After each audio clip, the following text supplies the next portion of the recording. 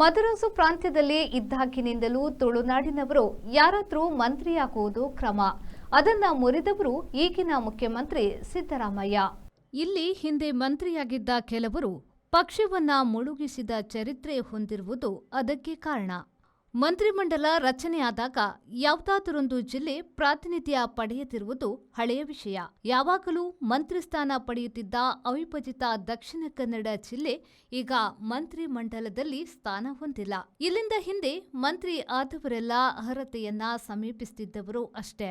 UT Khader ಅರ್ಹತೆ ಗಳಿಸಿದ್ರು. ಪೂರ್ತಿ ಅರ್ಹತೆ ಗಳಿಸಿದವರು ಜಿಲ್ಲೆಯಿಂದ ಮಂತ್ರಿಯಾಗುವುದು ಅವಮಾನ ಎಂದು ಅವರನ್ನ ಸಭಾಪತಿ ಮಾಡಲಾಗಿದೆಯಂತೆ. ಇಲ್ಲಿಂದ ಮಂತ್ರಿ ಆದವರಲ್ಲಿ ಯಾರಾದರೂ ಚರಿತ್ರೆಯಲ್ಲಿ ಉಳಿಯುವ ಸಾಧನೆ ಮಾಡಿದ್ದು ಉಂಟೆ ಎಂದರೆ ಕಾಣುವುದಿಲ್ಲ. ಕೇಂದ್ರ ಮಂತ್ರಿ ಆದವರಲ್ಲಿ ಜನಾರ್ದನ ಪೂಜಾರಿಯವರು ಸಾಲಮೇಳ ಮಾಡಿದ್ರು. ಇದು ಅತಿಯಾದ ಅರ್ಹತೆ ಎಂದು ಅವರನ್ನ ಅಲ್ಲಿಂದ ಓಡಿಸಲಾಯಿತು. ಕೊನೆಗೆ ಬೇಡಿಸಲಾಯಿತು. ಅವಿಭಜಿತ ದಕ್ಷಿಣ ಕನ್ನಡ ಜಿಲ್ಲೆಯಿಂದ ತುಂಬಾ ಜನ ಮಂತ್ರಿಯಾಗಲು ಕೋಟು ಹೊಲಿಸಿದ್ರು. ಕರ್ನಾಟಕ ಸರ್ಕಾರ ಆ ಕೋಟುಗಳಿಗೆ ಅರ್ಹತೆ ಇಲ್ಲ ಎಂದಿದೆ.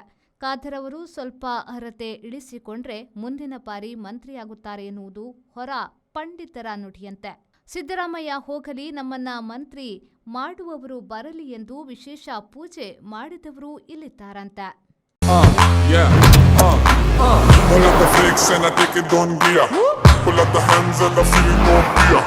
I dig it on. I sick a John. Take it on the row and the show and the pull up the flicks and Volkswagen Virtus, German engineered for unmatched safety.